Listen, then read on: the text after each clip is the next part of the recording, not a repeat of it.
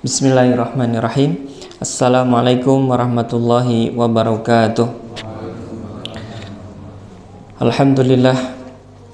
Alhamdulillahilladzi arsala rasulahu bil huda wa dinil haqq liyudhhirahu 'ala dini kullih walau karihal kafirun walau karihal munafiqun wa kafa billahi syahida. Asyhadu an la ilaha illallah wahdahu la syarikalah wa asyhadu anna sayyidana Muhammadan abduhu wa rasuluhu alladzi la nabiyya ba'dahu.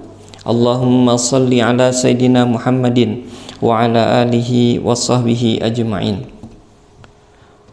Qala rabbi shrah li sadri wa yassir li amri wahlul 'uqdatam min lisani yafqahu qawli. Subhanaka la ilma lana illa ma 'allamtana innaka antal alimul hakim. Allahumma inna nas'aluka ilman nafi'an wa rizqan wasi'an wa thayyiban wa amalan mutaqabbala. Rabbana zidna ilman warzuqna fahman birahmatika ya arhamar rahimin. Ayuhal hadirun, usikum wa nafsi bitaqwallah faqad fazal muttaqun. Jamaah sidang salat subuh yang dirahmati Allah Subhanahu wa taala. Alhamdulillah pada pagi hari ini kita sudah menunaikan kewajiban kita, yaitu salat subuh berjamaah. Mudah-mudahan hari kita, wabil khusus di hari Ahad ini, dengan diawali ibadah kepada Allah yaitu salat subuh, mudah-mudahan membawa keberkahan untuk kita semua. Amin ya Allah ya rabbal alamin. Salawat serta salam semoga dilimpah curahkan kepada Nabi kita Muhammad sallallahu alaihi wasallam, juga kepada keluarganya, sahabatnya, para tabi'in, para tabi'in, dan mudah-mudahan sampai juga kepada kita selaku umatnya. Bapak-bapak, ibu-ibu yang dirahmati Allah Subhanahu wa taala, alhamdulillah, mungkin saya baru pertama kali datang ke sini. Alhamdulillah bisa bersilaturahim dengan masjid, jamaah masjid Mujadid ya. Al-Mujadid. Mohon maaf, suka tertukar dengan yang di sana, di saya Mujahidin. Bapak-bapak, ibu-ibu yang dirahmati Allah Subhanahu wa taala, pada kesempatan ini kita akan membahas tentang tema sebagaimana yang disampaikan ke saya, yaitu tentang padang mahsyar. Namun sebelum ke padang mahsyar, agar tidak biar nyambung, kita bahas terlebih dahulu bagaimana bahwa salah satu rukun iman kita adalah al-imanu bil akhirah, yaitu beriman kepada hari akhirat. Hari akhirat termasuk perkara yang gaib karena belum terjadi, dan kejadiannya pun dirahasiakan oleh Allah Subhanahu wa taala. Rasulullah pun tidak diberitahu kapan hari kiamat itu, karena hari kiamat itu adalah rahasia Allah Subhanahu wa taala. Innallaha indahu ilmus sa'ah. Ikhwa fillah rahimakumullah. Untuk itu akhirat yang akan kita hadapi nanti diawali tentu bagi kita adalah dengan kematian. Karena ketika kita wafat, mati, maka kita akan memasuki alam barzakh sambil menunggu apa? Hari kiamat tiba. Gitu.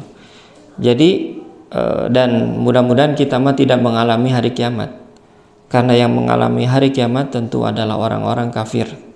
Gitu. Jadi mudah-mudahan kita diwafatkan sebelum hari kiamatnya tiba. Prosesnya seperti apa? Wallahu alam. Kita akan mengalaminya, kita jalani kehidupan ini. Bapak-bapak, ibu-ibu yang dirahmati Allah Subhanahu wa taala, untuk itu kita akan memulainya dari kematian. Untuk itu kita simak terlebih dahulu bagaimana kematian itu.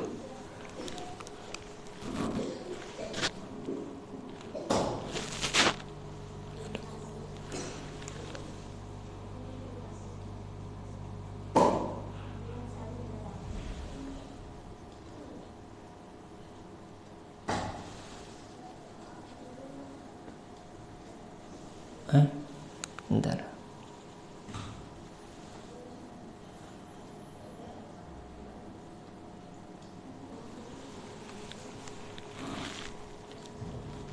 Suaranya masuk, Pak?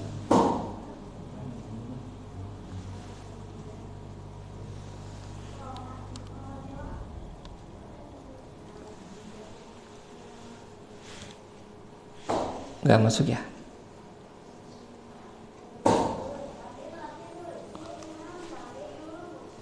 Oh, kita lewat saja itu ya.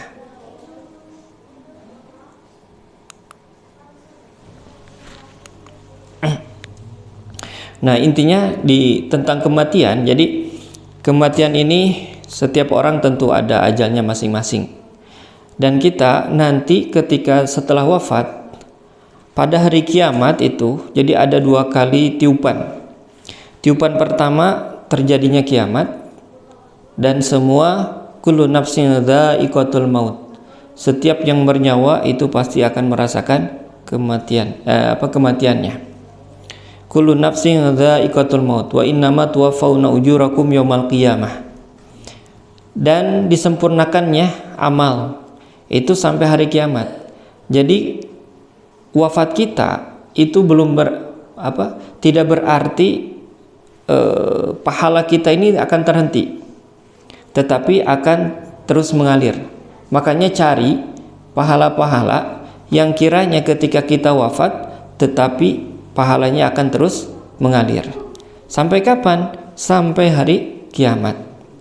Nah, ketika hari kiamat tiba, maka semua itu akan Allah wafatkan. Kemudian tiupan kedua, maka di sini Allah akan hidupkan, akan bangkitkan. Nah, itu disebut dengan Yaumul Ba'ats.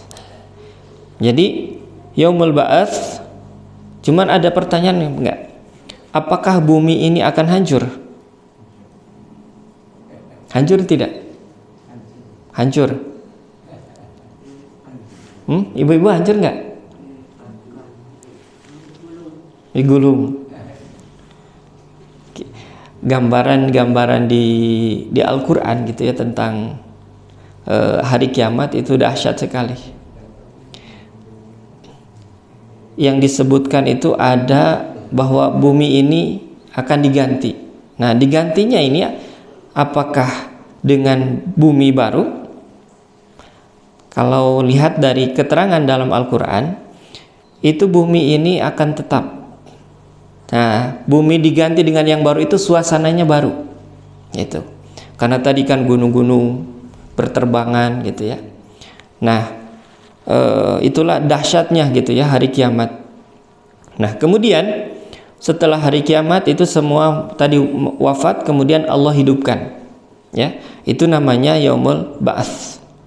Nah, kemudian setelah dibangkitkan gimana nih manusia yang dari zaman Nabi Adam sampai yang hari kiamat terakhir itu dibangkitkan dengan berbagai macam tentunya keadaan, tergantung dari amal perbuatan, tergantung dari seseorang, baik itu kafir ataupun muslim, itu menentukan. Nah, baru nanti kita akan memasuki Yaumul Mahsyar.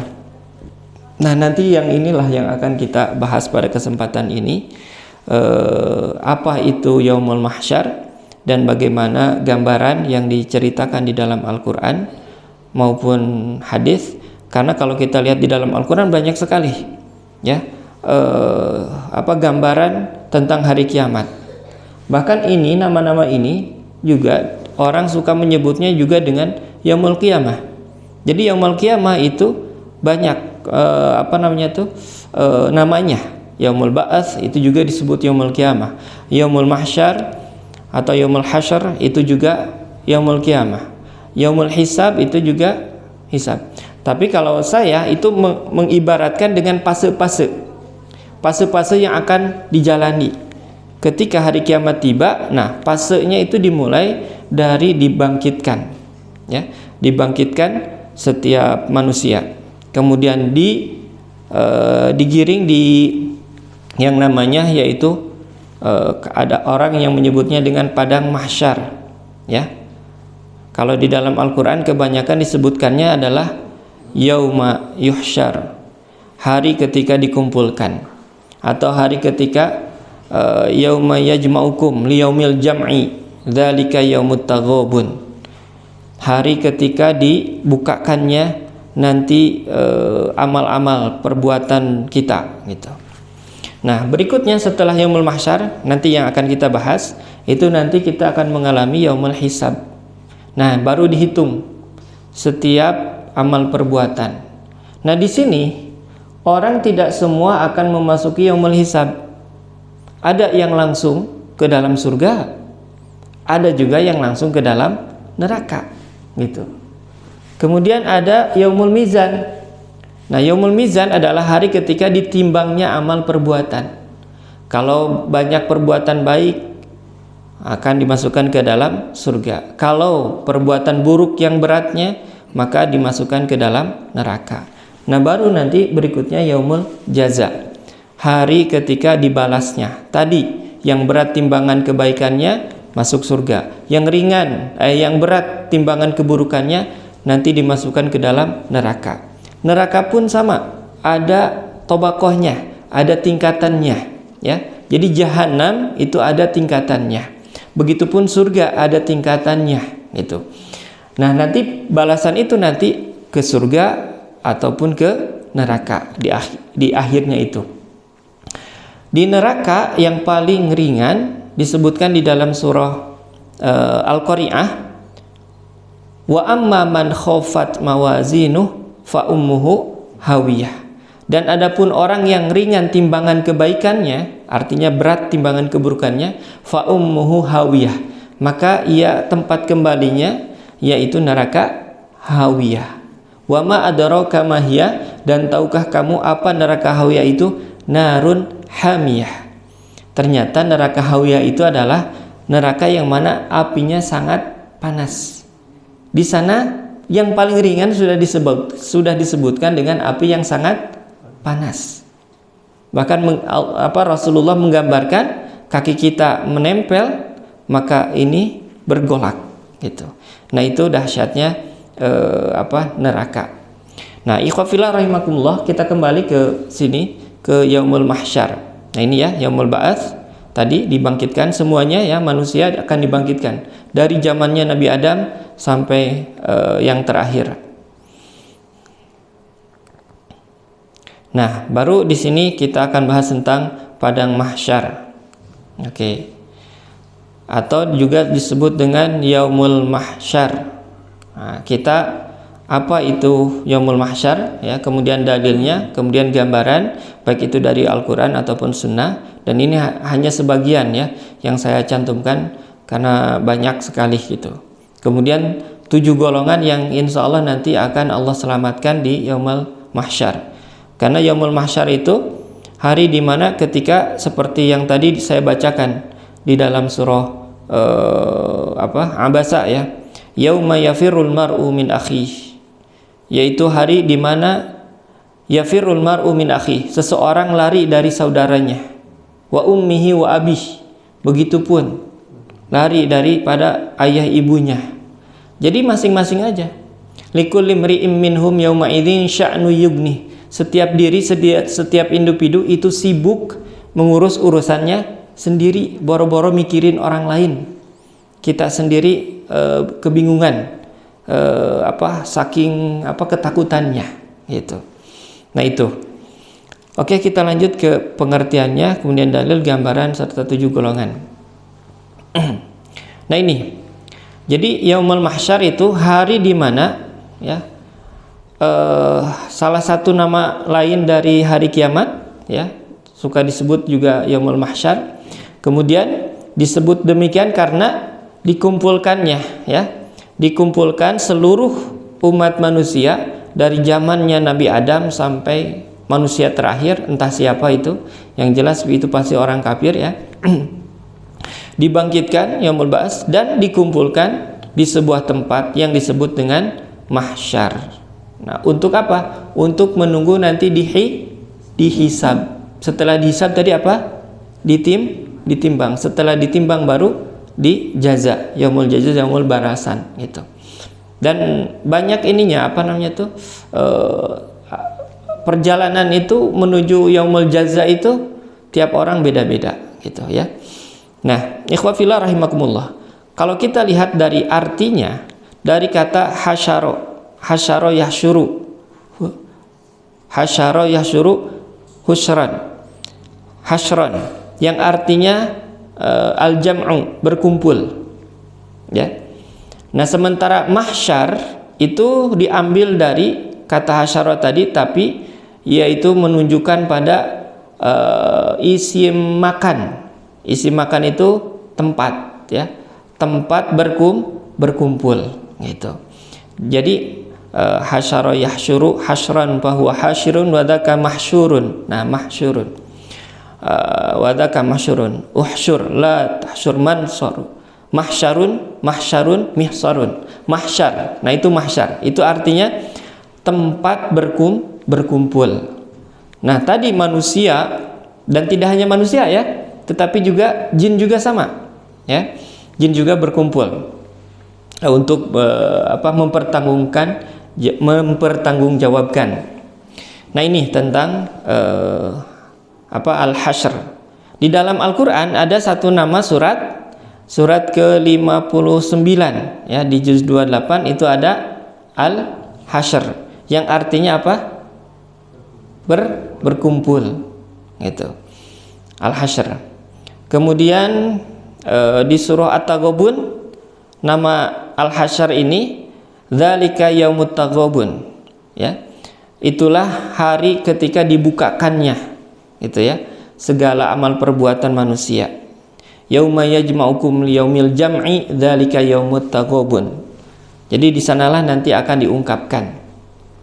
Nah, ikhwah fillah rahimakumullah, kemudian makna lain juga disebut hasyrah. Itu berarti serangga, yang mana serangga ini suka kebiasaannya apa? Berkumpul gitu. Jadi serangga ataupun semut lah gitu ya, bisa diartikan seperti itu. Kemudian Nabi Muhammad pun nama itunya pun nama, kan banyak ya nama panggilan Nabi Muhammad itu.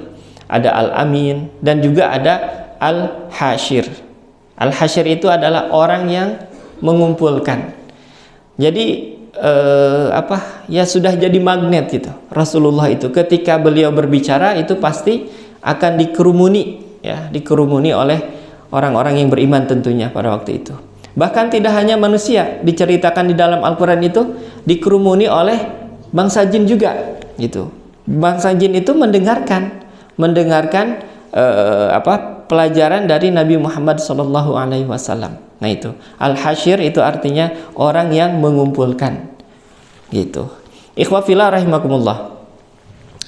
Kemudian nanti itu Nabi Muhammad SAW beliau pun akan termasuk orang yang sibuk juga, ya. Sibuknya kenapa? Justru Nabi Muhammad itu sibuk nanti mencari umatnya, ya. Kalau dalam hadis itu manusia itu nanti lari-lari mencari pertolongan, bantuan. Ada nyari kepada Nabi Adam, kemudian Nabi Ibrahim, kemudian Nabi Musa, Nabi Isa, lalu akhirnya kepada Nabi Muhammad SAW. Dan mereka ternyata tidak, nabi-nabi yang tadi disebutkan ketika dipinta pertolongan tidak memberikan pertolongannya. Kenapa?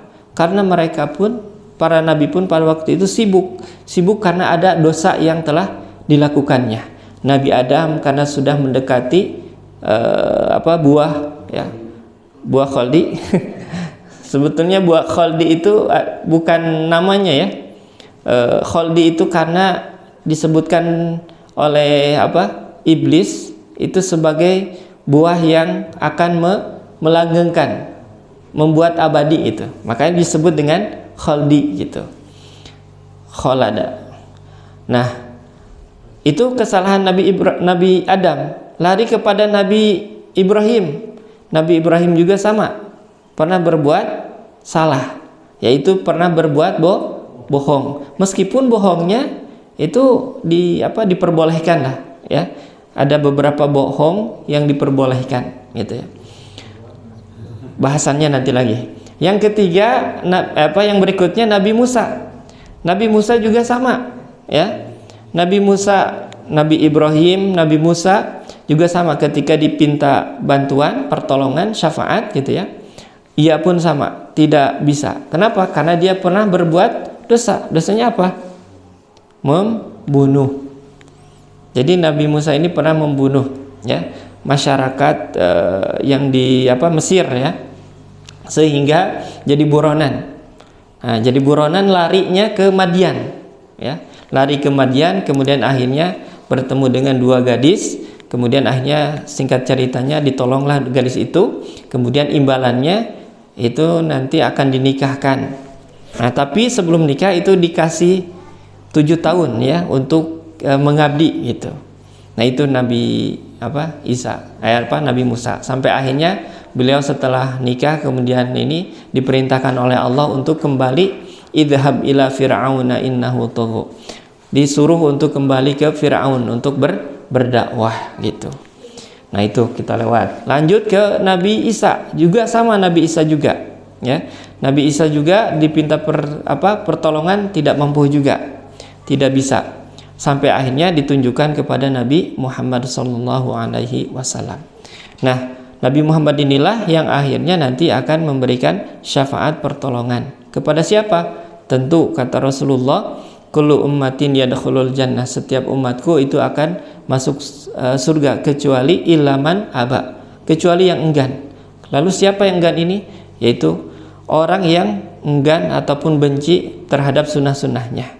Sementara orang yang ahli keluarga kami atau pengikut kami, umat kami, itu tiada lain adalah orang yang menjalankan sunnahnya gitu.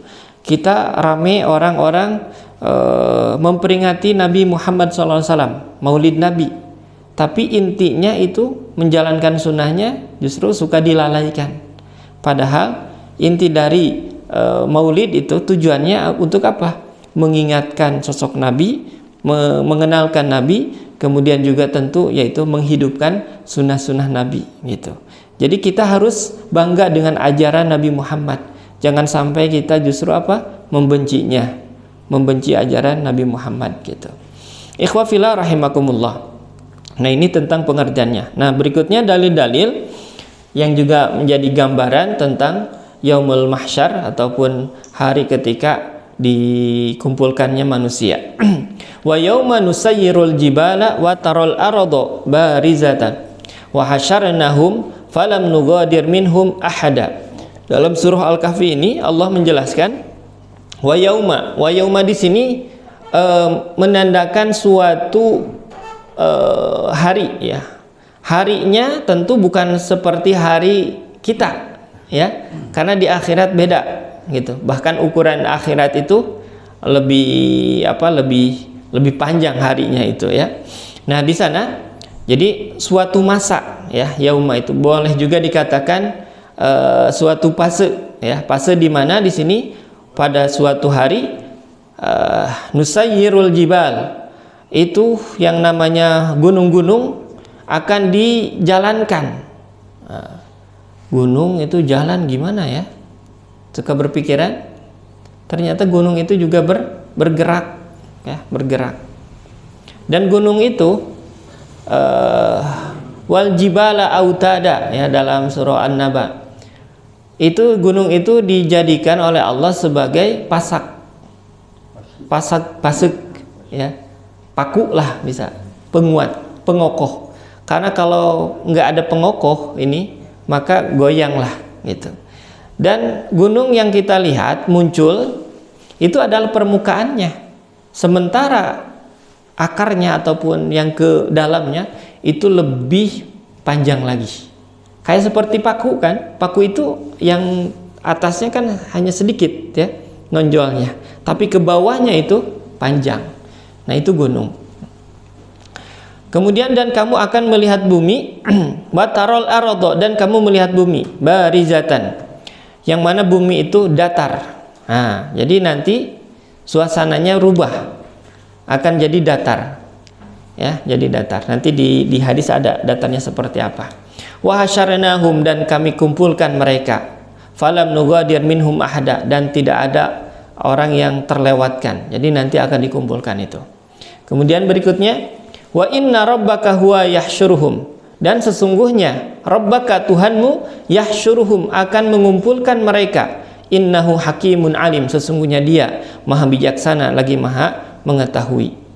Nah, kemudian berikutnya lagi, Wa yauma nahsyuruhum jami'an, pada suatu saat, suatu hari yang mana kami akan kumpulkan mereka jami'an, semuanya. Ya, semuanya itu dari zamannya Nabi Adam ya sampai yang terakhir gitu. Summa naqulu lil ladzina asyraku, kemudian kami katakan kepada orang-orang yang senantiasa berbuat syirik ya, senantiasa menyekutukan Allah. Maka nakum antum wasyurakaukum, tempat kalian dan dan juga yang dijadikan sandingan ataupun yang disekutukan Allah gitu ya. Di tempatmu itu lalu kami pisahkan, fazayyalna bainahum, di antara mereka, wa qala syurakauhum ma kuntum iyyana ta'budun.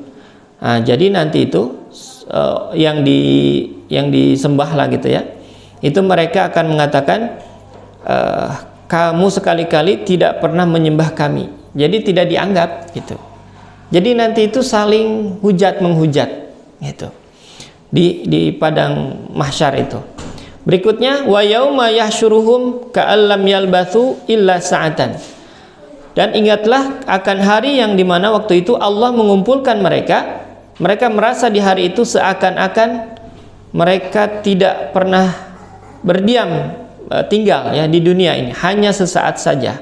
Dan siang hari di waktu itu mereka saling berkenalan. Sesungguhnya rugilah orang-orang yang mendustakan pertemuan mereka dengan Allah Subhanahu wa taala, dan mereka tidak mendapatkan petunjuk.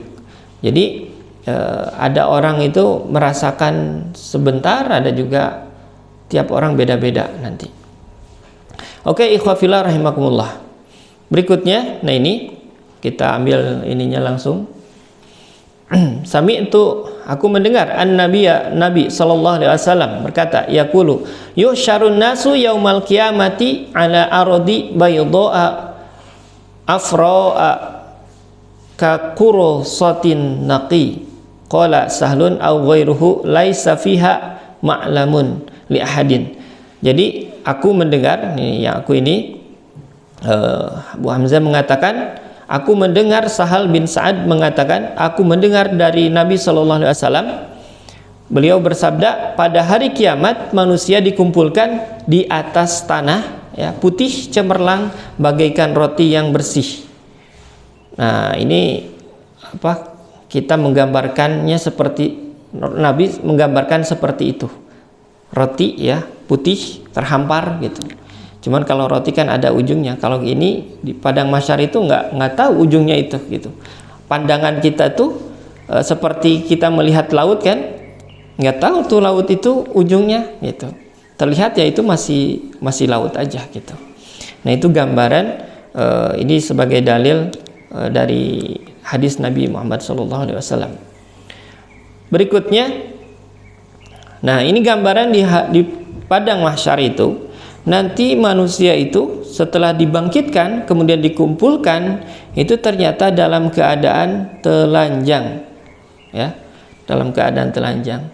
Sampai Aisyah itu gimana gitu ya, kan kita mau melihat yang bening-bening gitu kan. Nah, ini dalam keadaan telanjang gitu. Tapi kalau telanjang tidak ya, kalau ya nggak tahu ya tiap orang. Tapi kalau saya merasa kalau telanjang itu justru yang menjadi penasaran biasanya yang tertutup. Kalau yang telanjang mah kayak inilah, kayak orang gila kan gitu ya. Kemudian kue juga kalau terbuka gitu ya, pinuh kulaler kan gitu ya. Jadi ini. Tapi kalau yang tertutup, nah itu insya Allah. Nah di sini ketika Aisyah ini menyampaikan, manusia dikumpulkan pada hari kiamat dalam keadaan tidak beralas kaki, telanjang dan kuluf. Kuluf itu jadi masih ya candi sunat gitu. Apal merenannya candi sunat. Jadi masih aya helmna gitu. Tutupan. Nah gitu ya. Aku bertanya, wahai Rasulullah, wanita-wanita dan laki-laki semua saling menatap, saling melihat satu sama lain. Lalu beliau menjawab, wahai Aisyah, permasalahannya ternyata perkara ketika itu lebih sulit ya, dan daripada saling tatap-tatapan. Jadi tadi boro-boro melihat gitu ya, melihat orang gitu. Tiap orang itu menyelamatkan dirinya gitu, saking ketakutannya gitu. Nah, jadi di sini ini gambaran di padang mahsyar itu seperti itu. Kemudian berikutnya lagi nanti manusia itu ada yang diseret juga. Diseret, kemudian juga ada yang buta, ada yang bisu, ada yang tidak mendengar gitu ya. Di sini kita langsung aja. Wa nahsyuruhum yaumal qiyamati ala wujuhim. Dan kami kumpulkan mereka pada hari kiamat tersebut ala wujuhim. Jadi pada wajah-wajah mereka. Jadi wajah mereka itu bisa dijadikan kakinya. Jadi terbalik. Ya. Jadi wajah yang biasanya di atas justru di bawah, diseret gitu ya. Umyan dalam keadaan buta, bukman dalam keadaan bisu, umyan wasumman dan dalam keadaan torek ya, tidak mendengar. Ma'wahum jahannam, dan tempat mereka itu neraka jahanam. Kulama khobat zidanahum sa'ira. Ketika padam, lalu kami tambahkan kembali, bahkan semakin menggelora gitu api neraka. Jadi bahkan kalau di surah An-Nisa itu kulit yang sudah terbakar gitu ya, itu nanti diganti lagi kulitnya. Diganti lagi dengan kulit yang baru. Kenapa kulit? Karena ternyata kulit ini punya lapisan saraf, ya, punya lapisan saraf yang mana disinilah kita merasakan sakit. Coba kalau yang nggak ada kulitnya, itu nggak sakit. Contoh gigi nggak ada kulitnya, sehingga pakai trokge moal nanawan. Contoh lain kuku nih nggak sakit, paling yang sakit dalamnya, kukunya nggak sakit. Kenapa? Karena nggak ada kulit gitu. Sok aja yang nggak ada kulit nggak akan sakit. Nah, tapi ketika bagian tubuh kita yang ada kulit, nah itu kita sakiti, itu kita akan merasakan sakit. Dan disinilah yang yang Allah akan nanti siksa gitu. Jadi bagian itu. Jadi ketika udah hancur, lebur, itu nanti Allah hidupkan kembali. Terus menerus seperti itu berulang. Dan semakin lama itu bukan semakin, kalau ini mah reda gitu ya, kebakaran itu reda. Kalau ini justru semakin lama itu semakin sakit. Naudzubillah. Nah, kemudian gambaran nanti beda antara orang yang bertakwa dengan orang yang kafir ataupun dengan orang yang berdosa. Kenapa kita bagi ada yang kafir, ada yang berdosa, kemudian ada yang bertakwa gitu ya. Nah, kalau yang kafir itu udah jelas, tadi tidak akan mengalami yang namanya yaumul hisab. Kenapa Ustadz nggak mengalami yaumul hisab? Apa yang akan dihisab? Karena mereka nggak memiliki iman. Jadi yang akan dihisab itu adalah orang yang memiliki iman. Yang mungkin nanti itu adalah orang yang berbuat dosa gitu ya. Nah, sampai akhirnya nanti tersisa imannya. Jadi orang beriman kemudian dia maksiat ya, seorang asim, seorang yang bermaksiat. Nah, nanti dia mendapatkan hukuman itu sesuai dengan dosanya. Gitu. Yang penting nanti selama dia memiliki keimanan, nah itu cuman pertanyaannya sampai kapan? Satu hari juga betapa bandingkan dengan dunia itu sampai 1000 gitu. Satu harinya di akhirat gitu. Jadi betapa mudah-mudahan kita mah dihindarkan lah dari siksaan api neraka. Nah, di sini keadaan orang beriman gimana? Yauma nahsyurul muttaqin, pada hari ketika di mana dikumpulkannya orang-orang bertakwa ila rahmani, kepada Allah, wafda, dalam keadaan terhormat.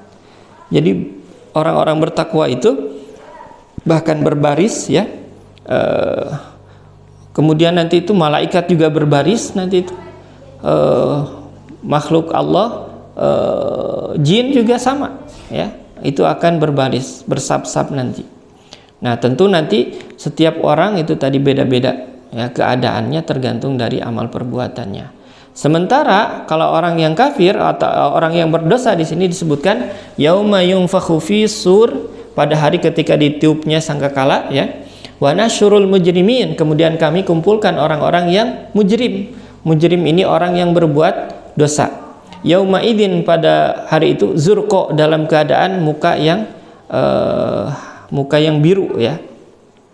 Bahkan tadi disebutkan yang saya bacakan di surah Al-Qiyamah, yang abasa, ya, itu orang-orang yang beriman mah justru berseri-seri, ya, berseri-seri, penuh kebahagiaan.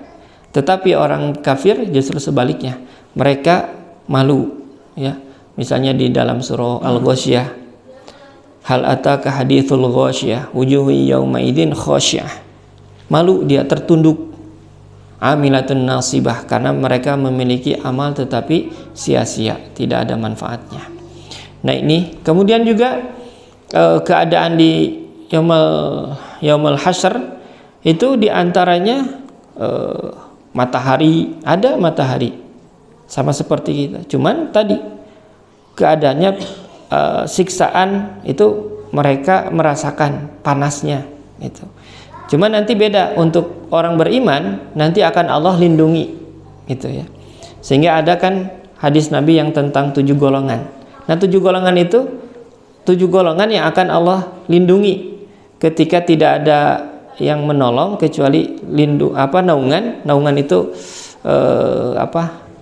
naungan, ya, pelindung lah gitu. Kecuali pelindung Allah Subhanahu wa taala, gitu. Nah, betapa dahsyatnya yaumul mahsyar ini. Jadi bahkan panasnya itu sampai orang tuh ada yang mandi keringat. Tidak hanya mandi, ada yang sampai betis, ada yang sampai lutut, ada yang sampai badannya, bahkan sampai ada yang tenggelam dengan keringatnya.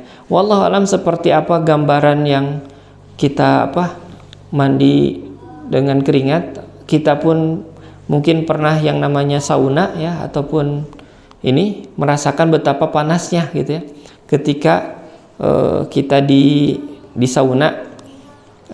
Kan kalau di sauna itu keringat itu bercucuran, ya, mengalir terus, gitu. Nah, itu gambaran di yaumul mahsyar, gitu. Dan setiap orang tadi beda-beda perlakuannya, keadaannya, tergantung amal perbuatan sewaktu dia di dunia. Ikhwah fillah rahimakumullah.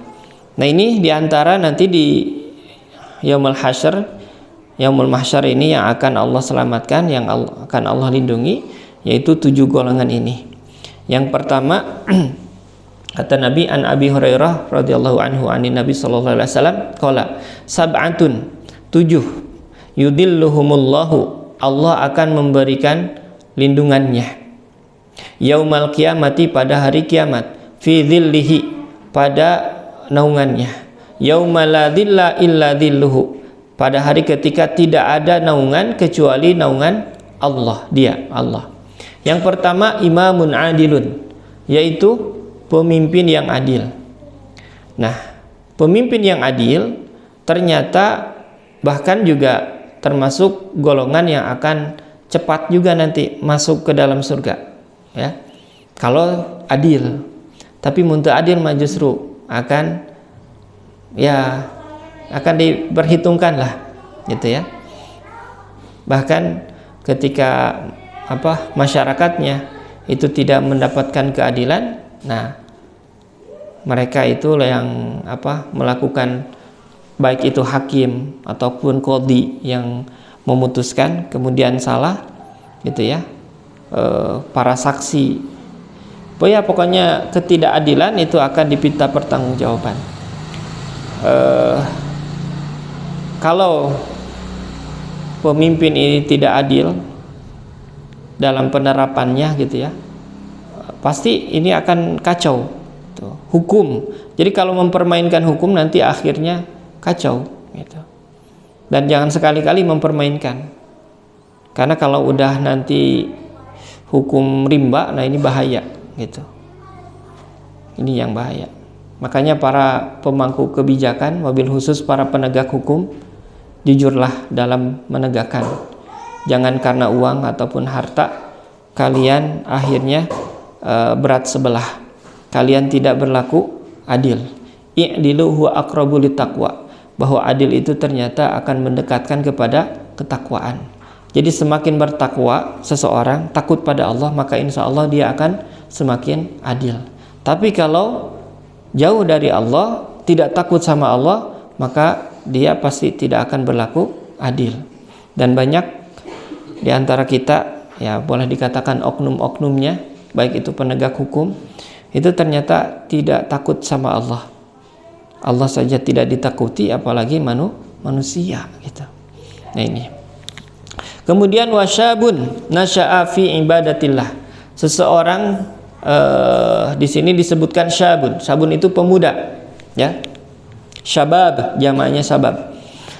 Pemuda yang mana nasya'a fi ibadatillah. Dia hidup dalam beribadah kepada Allah Subhanahu wa taala. Kenapa? Karena keumuman kalau yang muda itu justru mereka gunakan masa mudanya untuk poya-poya, untuk hiburan atau untuk main-main, tidak digunakan untuk beribadah kepada Allah. Nah, jadi kalau kita punya anak-anak nih yang sudah remaja dan kita tanamkan sejak kecil untuk beribadah, mudah-mudahan mereka itu menjadi kebiasaan untuk beribadah. Dan ini janjinya seorang pemuda, karena kalau udah tua rajin ibadah mah asa wajar gitu. Wajarnya kenapa? Udah bau tanah katanya gitu. Karena apalagi yang dipikirkan gitu. Tapi ini yang muda, yang istilahnya masa depannya cerah gitu ya, dan dia gunakan untuk beribadah. Tapi juga harus seimbang juga tetap, ya harus seimbang. Jangan sampai terus aja cicing di masjid gitu. Katanya ibadah, zikir gitu ya. Tetapi dia tidak mengembangkan potensi dirinya gitu. Karena dahulu juga ada Abu Bakar ya. Zamannya Abu Bakar justru pemudanya itu diusir. Diusirnya agar supaya bekerja, berikhtiar gitu. Karena ibadah terus-terusan juga salah. Karena kita ini tinggal di dunia, butuh dunia gitu. Cari gitu. Gitu. Jadi pemuda yang hidup berkembang kemudian dalam beribadah kepada Allah. Kemudian berikutnya warajulun dzakarallah fi khala'i fafadat ainahu. Berikutnya adalah seorang lelaki yang senantiasa berzikir kepada Allah Subhanahu wa taala sampai akhirnya ia meneteskan air mata gitu ya. Berikutnya nah biasanya Bu ataupun bapak-bapak, ibu-ibu, kita ketika di malam hari kemudian sampai meneteskan air mata, itu biasanya karena kita punya dosa, ya. Jadi kita manusia pasti pernah melakukan yang namanya dosa. Boleh jadi saya lebih banyak dosanya daripada bapak-bapak, ibu-ibu. Nah, saya suka suka mengambil hikmah. Mengambil hikmah, ternyata apa yang telah saya lakukan ini justru bisa mendatangkan tadi sampai kita nangis gitu. Jadi dengan dosanya itu dia jadi nangis gitu ya, tapi jangan dilakukan lagi, jangan gitu. Itu yang salah. Tapi ini mah penuh penyesalan ya atas perbuatan dosanya itu sampai dia menyucurkan air mata gitu. Banyaklah, tidak hanya itu yang membuat kita nangis karena dosa, juga bisa juga karena kita kurang bersyukur. Nah ini yang Allah berikan kepada kita tetapi justru kita kurang bersyukur. Nah ini juga suka membuat kita ini nangis. Atau juga yang membuat kita nangis ini kayaknya kita kurang perhatian kepada orang-orang yang kita cintai. Wabil khusus ayah ibu kita, ibu dan ayah kita, ataupun pasangan kita. Kita belum bisa memberikan yang terbaik buat mereka gitu. Kemudian warajulun qalbuhu mu'allaqun fil masjid. Seseorang yang hatinya senantiasa terikat dengan masjid ya. Nah, ini jadi kalau ada laki-laki ataupun ya siapa saja hatinya terpaut dengan masjid. Jadi maksud terpaut itu dia menjadikan masjid ini sebagai, bahkan kalau saya merasakan beruntung gitu dengan jadi pengurus masjid ataupun dengan jadi jamaah masjid. Kenapa? Karena kita terjaga dari maksiat. Biasanya kalau kita yang sudah terjaga seperti itu mau melakukan dosa teh malu, aduh saya teh ahli masjid, saya teh pengurus masjid gitu. Jadi mau dosa teh jadi ngerem gitu. Nah itu. Jadi bisa jadi gitu ya, masjid itu menjadi perisai, pelindung kita. Jadi makanya bersyukur kalau bapak-bapak bisa aktif di masjid, mengabdikan diri, bisa berperan sebagai apa saja. Jadi jangan semuanya pengen jadi ketua masjidnya, ya. Tapi boleh jadi justru yang berperan yang lain justru itu. Jadi tukang bebersih, itu kan membuat nyaman, ya, orang. Itu pun kebaikan. Jadi disinilah perlu yang namanya menjalankan fungsinya masing-masing. Jangan semuanya diembat sendiri gitu. Capek nanti. Apalagi kalau ditinggal sama jamaahnya gitu ya. Berikutnya adalah warujulani, dua orang tahabba fillahi. Dia saling mencintai karena Allah. Ya.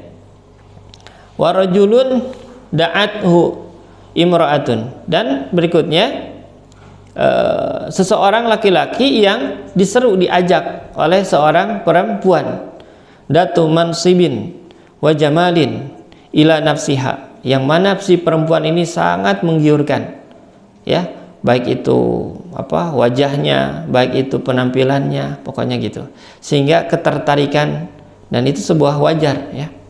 Jadi ibu-ibu kalau bapak-bapaknya agak melirik gitu ya, ada yang cantik, wajar bu, berarti masih normal gitu.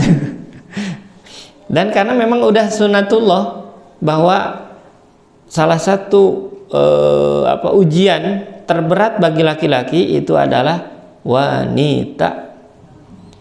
Zuyyina lin-nasi hubbu syahawati minan nisa.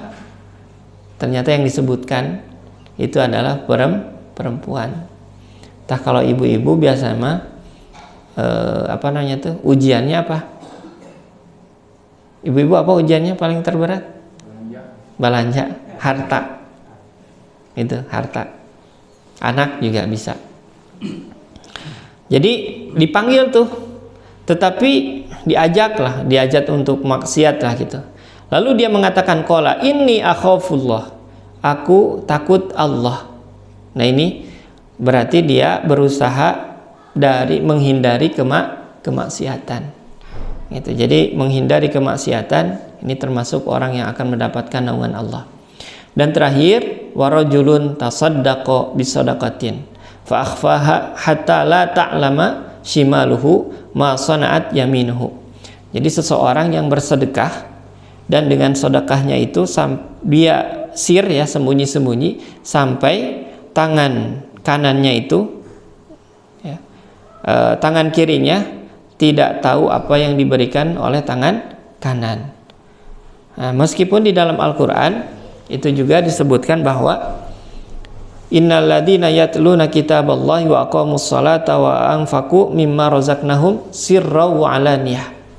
Itu bisa sir, sembunyi-sembunyi, dan juga bisa terang-terangan. Dan ini ternyata tergantung niat, ya. Tergantung niat ketika kita bersedekah ini.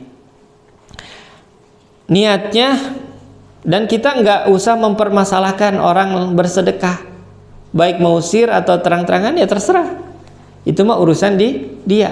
Dan kita yang memfasilitasi itu harus bisa istilahnya dia keinginannya gimana.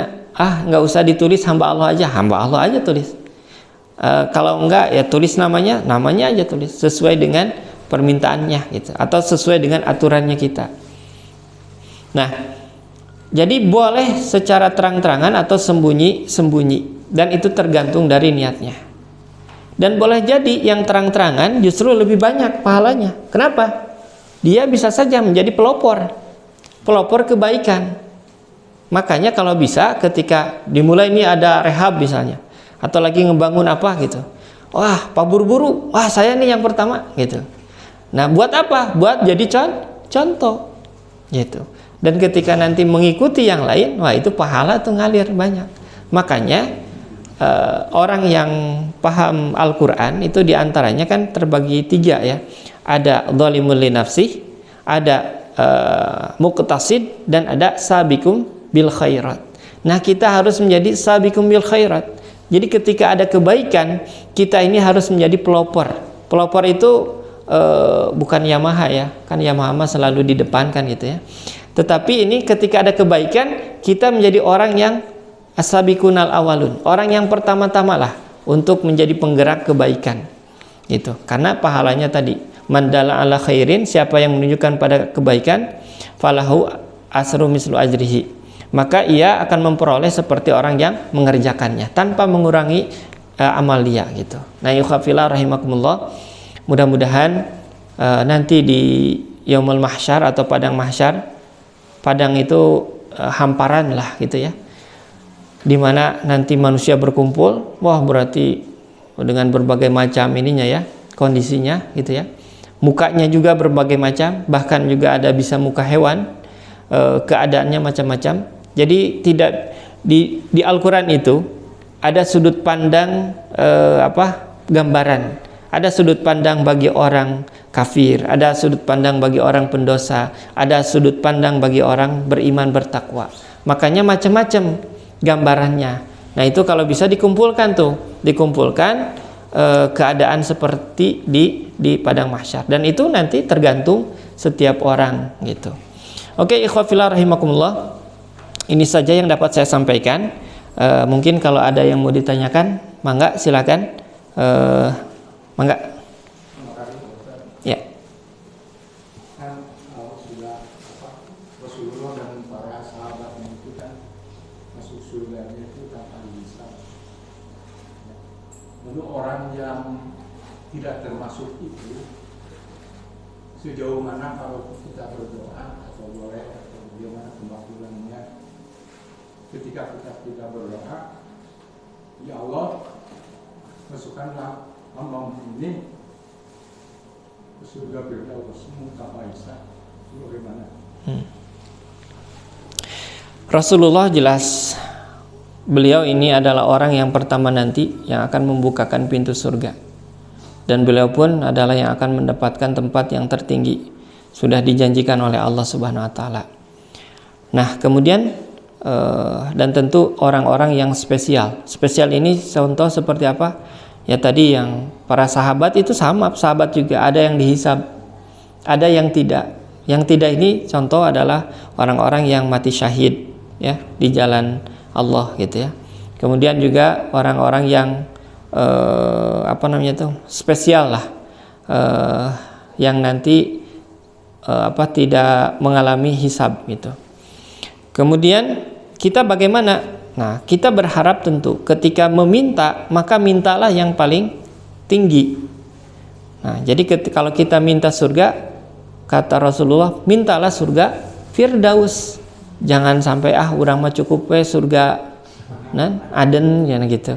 Minta surga Firdaus gitu. Karena biasanya kalau kita minta yang paling tinggi, ya mudah-mudahan ya tuh nu handapna gitu. Henteu nu paling bawah. Coba ngambil minta non paling bawah. Belum tentu kan gitu. Jadi ketika mintalah maksimal. Jangan sampai kita mengukur oleh diri kita sendiri, Pak. Terkadang kita ini ketika berdoa suka mikir mengukur oleh diri sendiri. Contoh misalnya, kita pengen rumah, terus dia berdoa, ya Allah, kayaknya kita pemasukan ataupun penghasilan boro-boro. Cukup kembalilah ngontrak. Akhirnya ngontrak kayak gitu. Jadi dia memikirkan karena apa? Karena kemampuannya. Jangan kalah seperti iblis. Iblis itu ketika minta berdoa, coba minta apa? Qala fa'angdirni ila yaumi yub'atsun. Tangguhkanlah aku sampai hari kiamat. Itu sampai hari kiamat mintanya. Dikabulkan gak sama Allah? Kabulkan. Gitu. Jadi iblis nggak ngukur, karena tahu Allah mah maha kun fayakun gitu. Jadi ketika kita berdoa, sekali lagi jangan mengukur oleh diri kita, minta mah maksimal aja ya, minta maksimal gitu. Adapun nanti ya tergantung usaha kita dan tergantung nanti takdir Allah Subhanahu wa Ta'ala gitu. Kita hanya menjalani kehidupan ini, menjalani takdir Allah Subhanahu wa Ta'ala, karena kita memiliki potensi, yaitu Allah berikan ruh, jasad, kemudian juga akal ya. Akal inilah yang harus kita gunakan untuk bisa membedakan yang baik dan benar, yang salah, yang buruk, untuk bisa kita kembangkan potensi-potensi yang ada pada diri kita. Wallahu a'lam bishawab. Mangga? Ya, sini dulu. Baik, begini, kalau nggak salah di Al-Quran juga disebutkan bahwa umat Nabi Muhammad itu adalah umat yang terbaik ya. Ya. Nah, cuman pada saat mungkin antara Nabi Muhammad dengan Jibril berdiskusi gitu mengenai masalah neraka, Jibril menyebutkan bahwa neraka yang paling dalam itu nanti dihuni oleh umat Nabi Muhammad gitu. Nah, ini kenapa gitu ya? Artinya justru yang padahal yang kafir, yang munafik dan segala macam masih di atas gitu. Tapi yang paling terendah, yang paling, kan ada 7 tingkatan kalau salah di neraka. Tapi yang paling dalam, paling bawah itu justru umat Nabi Muhammad. Ini kenapa sampai begitu kira-kira yang pertama.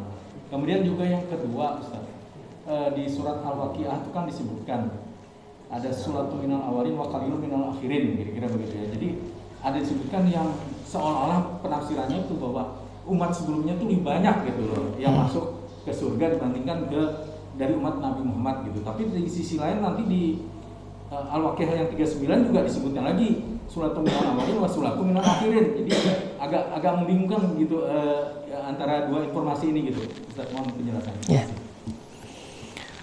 Berkaitan tentang neraka, saya baru pertama kali justru mendengar bahwa umatnya Nabi Muhammad ada yang paling bawah. Padahal innal munafiqina fi darkil asfali minan nar. Orang munafik, orang kafir itu mendapatkan paling bawah. Bahkan orang kafir itu bisa jadi jadi suluhnya, apa suluh teh? Bahan bakarnya gitu. Dan disebutkan tadi tentang umatnya Nabi Muhammad itu adalah umat terbaik, ya tentu yang masuk kriteria gitu ya. Di dalam surah Ali Imran ayat 110, kuntum khaira ummatin ukhrijat linnasi ta'muruna bil ma'ruf wa tanhauna 'anil munkar wa tu'minuna billah. Nah, kalian ini adalah umat terbaik dengan syarat apa? Beriman kepada Allah, kemudian kalian mampu ya mencegah kemungkaran, menyuruh kepada kebaikan dan mencegah kemungkaran, dan kalian beriman kepada Allah. Artinya apa di sana? Di sana itu dakwah, Pak. Ya. Jadi umat Nabi Muhammad itu ruhnya ruh dakwah. Jadi ketika ada kebaikan, nyuruh kebaikan, nah itu. Firman Allah dalam surah Al-Ahzab ayat 45. Ini tugas Rasulullah sekaligus tugas buat kita juga. Ya ayuhan nabiyyu, wahai nabi, inna arsalnaka syahidan.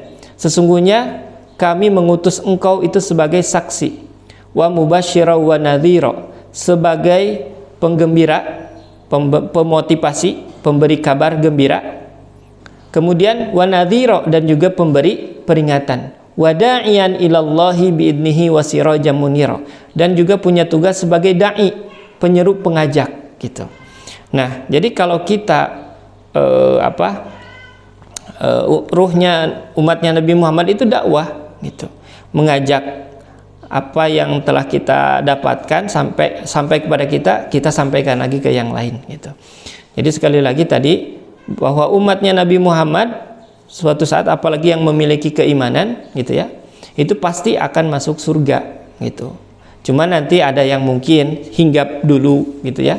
Kayak tadi kan punya dosa besar, dosanya keburukannya lebih besar, karena itu dia ke neraka dulu gitu. Dan neraka itu kan macam-macam. hawiyah, ada jahim, ada ladho, ada neraka sakor gitu. Dan itu ada spesialisasinya gitu. Oh ini umat Nabi Muhammad tara salat, diasupkeun ka sakor gitu. Nah, sampai kapan ya? Sampai dosanya gitu. Jadi ada spesialis penghuni-penghuni neraka itu. Jadi jahanam itu nama neraka keseluruhan. Nah nanti tiap bab juz-juznya itu ada spesialis penghuninya gitu. Nah kita mah mudah-mudahan enggak lah gitu ya, amin. Berikutnya tentang apa? Lupa lagi nanti. Oh, Al-Waqi'ah ya. Tentang golongan-golongan ya di sana. Jadi di sini saya bacakan, Thullatun minal awwalin wa qalilum minal akhirin. Ya itu ya. Kemudian nanti juga di ayat berikutnya itu ada lagi juga ya. Ya betul. Thullatun minal awwalin wa thullatun minal akhirin. Jadi ini golongan-golongan yang nanti gitu ya. Jadi nanti itu golongannya macam-macam. Bahkan di dalam Al-Qur'an itu ya tadi nyebutinnya itu beda-beda gitu. Secara umum gitu ya, kita bagi 3. Ada golongan kafir, ya kafir munafik lah di sana ya masuk. Ada golongan muttaqin gitu ya. Dan ada golongan yang ini mah istilahnya dia beriman tetapi maksiat gitu. Nah, jadi nanti termasuk nanti yang awal di zamannya Nabi Adam juga itu nanti ada golongan-golongannya. Bahkan nanti itu tiap nabi juga ada umatnya kan, tiap rasul itu memiliki umat. Nah nanti mereka akan mendatangi rasulnya gitu. Misalnya Bani Israel itu kepada Nabi Musa. Bani Israel ini paling banyak nanti. Siapa yang sejamannya dengan Nabi Musa berarti nanti yang dicarinya Nabi Musa. Nabi Isa juga nanti gitu. Jadi mereka ini nanti akan mencari-cari gitu imamnya, pemimpinnya gitu. Nah kita nanti akan mencari-cari Nabi. Bahkan Nabi pula yang mencari kita juga. Jadi saking cintanya Rasulullah itu sampai nanti ketika apa sih yang berat yang harus ditolongkan gitu. Sampai nanti apa yang bisa ditolong oleh Rasulullah gitu. Saking cintanya Rasulullah kepada kita. Sampai kan menjelang wafatnya pun dia yang dipikirkan siapa? Ummati. Nah, tapi kita justru sebaliknya. Kita cinta katanya umat, tapi ketika ngamalin sunnahnya malas. Bahkan zaman sekarang yang menjalinin sunnah dianggapnya kadrun. Gitu kan? Di Wahabi atau apalah gitu ya. Kok orang tuh seperti gini gitu. Kita cuek aja ketika katain yang macam-macam. Kita harus bangga dengan ajaran yang Allah ataupun dan juga Rasulullah turunkan pada kita. Wallahu a'lam bishawab. Mangga ada lagi? Mangga yang di sini aja lah, yang dekat. Ini Pak tentang alam. Ya. Di akhirat nanti ya Yaumul Baqah itu kan kalau di dunia ada siang, ada malam, ada tua, ada muda. Nah, apakah alam besok itu sama dengan seperti ini atau dalam kondisi yang berbeda? Bagus pertanyaannya. Keadaan di surga ya berarti ya. Kalau di neraka ya pasti dalam keadaan terus-menerus disiksa. Nah, keadaan di surga bagaimana? Keadaan di surga sama seperti ada tingkatannya tadi gitu ya. Kemudian bisa mengunjungi. Saling mengunjungi itu bisa. Tapi yang mengunjunginya dari atas ke bawah. Yang bawah ke atas mah nggak bisa. Gitu. Paling nanti kalaupun berkumpulnya ketika nanti ada namanya haud. Telaga Nabi Muhammad Al-Kautsar ya. itu nanti semua umatnya Nabi Muhammad itu berkumpul. Nah di sana mungkin ada momen kita untuk bisa berkumpul dengan tadi lintas ini tingkatannya lah gitu. Karena dan ternyata kenikmatan di surga ternyata tidak diukur, tidak hanya diukur oleh tadi makanan, gitu ya kan, buah-buahan, atau misalnya kita biologis kita ya, bidadari atau lain sebagainya. Ternyata kenikmatan yang paling utama itu ternyata melihat Allah, memandang Allah. Wa wujuhu yawma idzin nadhirah ila rabbiha nadhirah. Itu satu dhad, satu dha. Itu ternyata yang membahagiakan gitu. Jadi nanti perjumpaan itu yang paling sempurna, yang nikmatnya pertama berjumpa dengan Allah. Maka ini syaratnya apa? Wa man kana yarju liqa'a rabbih falyamal amalan sholihan wala yusyrik bi ibadati rabbih ahada. Di surah Al-Kahfi ayat terakhir 110, siapa yang mengharapkan perjumpaan dengan Tuhannya, maka hendaklah ia untuk beramal soleh dan jangan menyekutukan Allah dalam hal beribadah. Eta syaratnya gitu. Yang kedua, berjumpa dengan Rasul. Jadi berjumpa dengan Rasul itu juga bahagia, senang. Rasulullah yang sudah berjasa, meskipun kita jarak gitu ya, kita belum pernah, tapi nanti insya Allah kita tuh tahu, mengenal gitu. Rasulullah juga kenal nanti kepada mana umatnya yang kan tadi sebagai syahidan, saksi gitu, karena amal-amal perbuatan kita. Dan nanti bisa berjumpa dengan Rasul, bisa jadi nanti di Talaga itu, Talaga Kausar berkumpulnya. Kemudian yang ketiga, berjumpa dengan orang-orang soleh. Nah, jumpa orang-orang soleh ini terutama dengan orang-orang yang terdekat kita. Sehingga kan para malaikat di dalam surah Ghafir itu, walladzina yaquluna rabbana adkhilhum jannatu adninil lati wa antahum.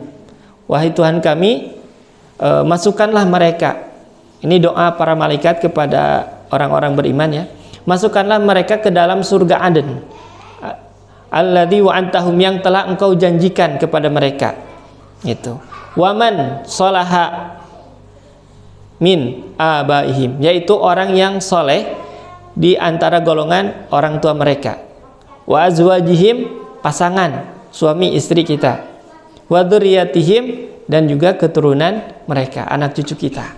Jadi kita itu nanti akan berjumpa dengan orang-orang yang kita cintai dengan syarat tadi harus sama-sama apa?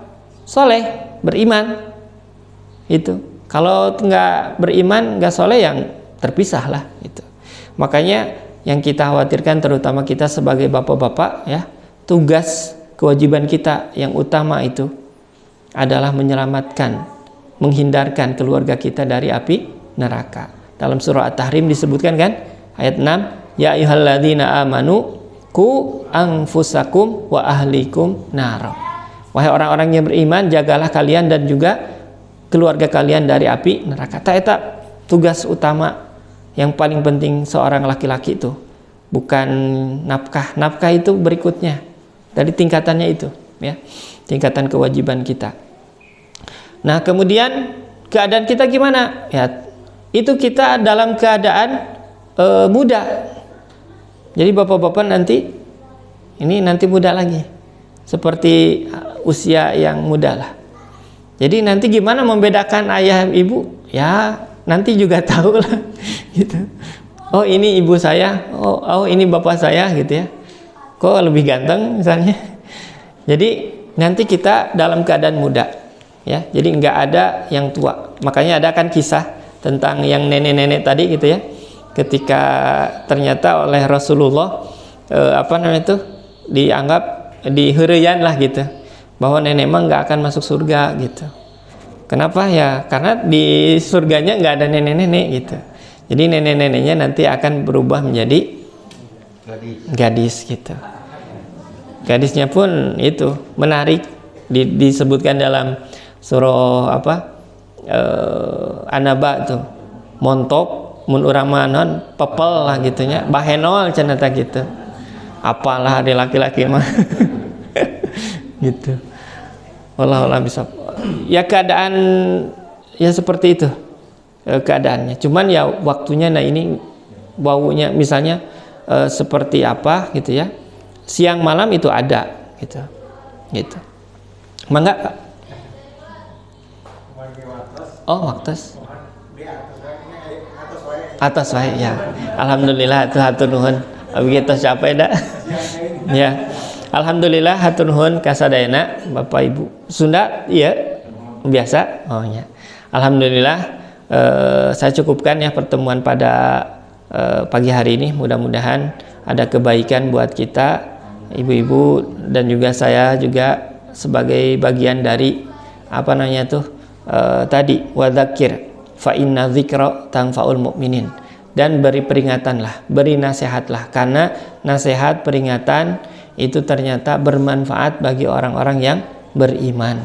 Terkadang kita kalau di rumah suka susah nasehatin pasangan, nasehatin keluarga kita, tapi coba kuno lain mah gitunya di masjid sugan we nerap gitu. Makanya kalau susah wae ini Kak abringkeun keluarga kita ke masjid, setidaknya mungkin nanti ada nasihat dari orang lain.